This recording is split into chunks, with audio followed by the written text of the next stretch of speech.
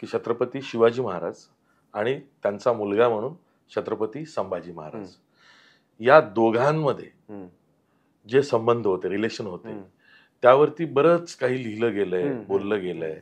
या चित्रपटामध्ये तसे प्रसंग आले असतील की बापलेकाचे, तर त्यातनं तुम्हाला काय मिळालं? मुझे ना सर ने एक बोला था, मैं इनको यही पूछा था, बोले सर छत्रपति शिवाजी महाराज और छत्रपति संभाजी महाराज में फर्क क्या है? तो सर ने मेरे को बोला था छत्रपति शिवाजी महाराज प्रभु श्री राम है, छत्रपति संभाजी महाराज शेर है,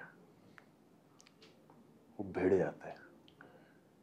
और जैसे फिल्म में भी दिखाया, मैं रिवील नहीं करना चाहूँगा क्योंकि वो सिनेमैटिकली देखना बेहतर रहेगा, जो उनका रिलेशनशिप था और उससे जो जो उनका एक होता ना सबकॉन्शियसली अंदर कितना गहरा वो उनका जीवन अपने पिता का उन पे क्या प्रभाव छोड़ा था, वो हमने फिल्म में उनके लाइफ के हर इंस्टेंट्स में दिखाया है। जब वो पूरे भी हो गए, उसके बाद भी जो उन्होंने जीवन जिया, आखिरी दम तक कैसे उनके आबा साहेब का रेसिड्यू उनके साथ रहा है, वो सब सर ने बहुत ब्यूटीफुली स्क्रीन प्ले में लिखा है। त्यांच्या संपूर्ण आयुष्यावर जो महाराजांचा प्रभाव होता तो कुठेही हरवला नव्हता शेवटपर्यंत. म्हणजे अगदी शेवटच्या क्षणी देखील जेव्हा औरंगजेब त्यांच्यावर जे टॉर्चर चालू होतं तेव्हा देखील ते महाराजांना आठवण करत होते. तेव्हा देखील तिथे विचार करत होते की महाराज असते तर काय केलं असतं. लक्ष्मणजी, हाच एक भाग आहे संभाजी महाराजांच्या चरित्रामध्ये की बाप लेकांमध्ये काय डायलॉग व्हायचे, काय त्यांचे ते प्रसंग असायचे, आणि ते लिहिताना तुम्हाला संहितेमध्ये, स्क्रीन प्लेमध्ये किती ते महत्वाचं वाटलं आणि त्याहीपेक्षा किती जोखमीचं वाटलं? जोखीम अजिबात नाही वाटली. तसं आपली फिल्मच, कारण फिल्म छत्रपती संभाजी महाराजांवरती आहे त्याच्यामुळे आपली फिल्म सुरूच होते छत्रपती मोठ्या महाराजांच्या नंतर. पण तरी देखील महाराज संभाजी महाराजांच्या जीवनात कसे होते हे आम्ही पूर्ण फिल्ममध्ये दाखवलं. पण फिल्ममध्ये तसं महाराजांचं, छत्रपती शिवाजी महाराजांचा प्रेझेन्स हा फक्त त्यांच्या आवाजाने आहे, कारण फिल्म आपली सुरूच होते त्याच्यानंतर. हो. तर आणि साधासा प्रश्न आहे, म्हणजे त्यांच्यातलं इक्वेशन कसं असेल. आपण कधी कधी अक्षरा पलीकडे बघत नाही, लिखाणा पलीकडे बघत नाही, आपण जे अक्षर वाचतो तीच समजतो. पण एक विचार करा, आपण आपल्या पोराला 7-8 वर्षाच्या पोरगाला लिफ्टमध्ये नाही पाठवत एकटं का, तर बंद बिन पडली तर हरवेल, बाहेर ठेव, बंद बिन पडली तर कसा बाहेर येईल. 1.5 दिवसाच्या पिकनिकला नाही पाठवतो, नाही त्याला रात्रीची सुसू येते, कोण काढणार, एकटा तो टॉयलेटला जात नाही. 9 वर्षाच्या बाळाला छत्रपती संभाजी महाराज हजारो मैल दूर आग्र्याला घेऊन जातात. तो का नेलं असेल, त्याच्या मागचा उद्देश कोणी विचारला का? हेच की शंभूराजे उद्या तुम्हाला हे करायचंय. दिल्लीला दख्खन मधनं इकडनं निघून घोड्यावर, तेव्हा ब्रिजही नव्हते, रोडही नव्हते, जंगलातनं नदीवरती पूलही नव्हते. तुम्ही विचार करा, एक 9 वर्षाचं पोर आपल्या बापाचं बोट धरून दिल्लीला चाललंय, शत्रूच्या गुफेमध्ये औरंगजेबाला भेटायला. महाराजांनी विचार काय केला असेल, जिजाऊंनी त्यांना का पाठवलं असेल?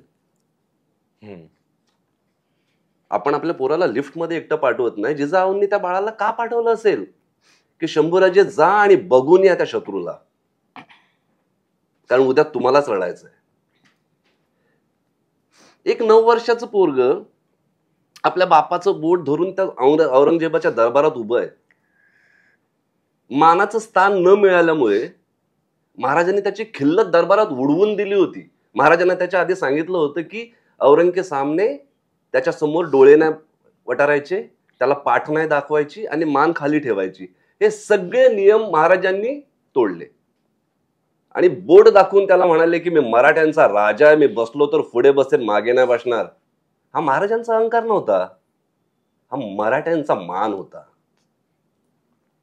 महाराजांना हवं असतं तर महाराज मागे बसले असते की नाही, मी मागे बसलो तर माझ्या मराठ्यांचा अपमान होईल, माझ्या हिंदवी स्वराज्याचा अपमान होईल. आणि हे सगळं 9 वर्षाचं बाळ बघते बापाकडे. औरंगजेबाच्या दरबारात जिथे कोणाला हलायची परवानगी नाही तिथे लात मारतात त्याच्या खिल्लतीला, त्याच्या डोळ्याच्या समोर त्याची ती खिल्लत उडते. आणि 9 वर्षाचं बाळ आपल्या बापाला बघतंय की हा माझा बाप कोण आहे. काय इक्वेशन असेल सांगा मला. जेव्हा पुरंदरच्या तहामध्ये 4 वर्षाचं बाळ आपण दुसऱ्या बेडरूम मध्ये झोपवत नाही हो. महाराजांनी 4 वर्षाच्या बाळाला पुरंदरच्या तहामध्ये मुघलांकडे पाठवलं होतं. ते 4 वर्षाचं बाळ कित्येक महिने राहिलं होतं तिथे मुघलांसोबत. एका मुघल अफसराने त्याला महाराजांना घोडा दिला, युवराज म्हणून हत्ती दिला गिफ्ट, आणि वर त्याची खेचण्यासाठी म्हणाले की हा हत्ती तुम्ही रायगडावर कसा नेणार आता. ते 4 वर्षाचं बाळ त्या सरदाराला म्हणताय हत्ती टुकू टुकू करून आम्ही रायगडाला नेऊ, पण तुम्ही आमचे जेवढे किल्ले घेतले ते दिल्लीला कसे नेणार सांगा. हे शंभूराजे होते. हे त्यांच्यातलं इक्वेशन होतं. महाराजांचा किती विश्वास असेल शंभूराजावर की 4 वर्षाच्या बाळाला पाठवलं हिंदवी स्वराज्याचा नेमणूक म्हणून की जा आम्ही करतो मागं काय करायचं ते. आणि ते बाळ म्हणताय आबासाहेब आम्ही जाऊच, हिंदवी स्वराज्यासाठी जे काय करायचंय ते करू. कसं इक्वेशन असेल. तर ते इक्वेशन या सिनेमामध्ये दाखवण्यात आले की छत्रपती शिवाजी महाराजांना संभाजीराजांनी इतकं जवळून पाहिलं होतं. त्यांचा तो लीडरपणा, त्यांचा बिंदासपणा, त्यांच्यातली वॉरियरनेस, त्यांच्यातलं सगळ्याच गोष्टी. ते बाळ ऑब्व्हियसली आपल्या बापासारखंच होणार. ते कसं काय वेगळं होऊ शकतं.